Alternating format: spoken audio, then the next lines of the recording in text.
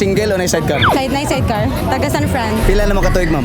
6 years. Sa 6 years ba, importante ba nga mag-ana-ana? Bawal pa. Sigurado ka?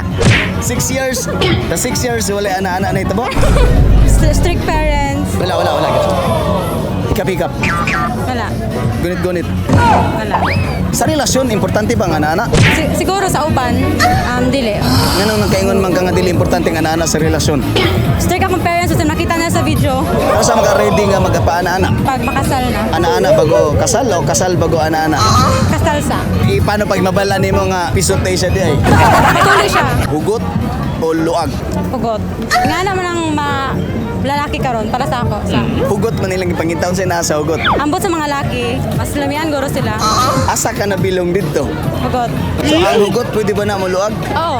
Ang luag pwede ba na mo hugot? Sa part sa babae, oo. Ayaw mo kabalakab, kaya na naman muscle control para mo guot. Gira pa sa Facebook. Okay, masoko.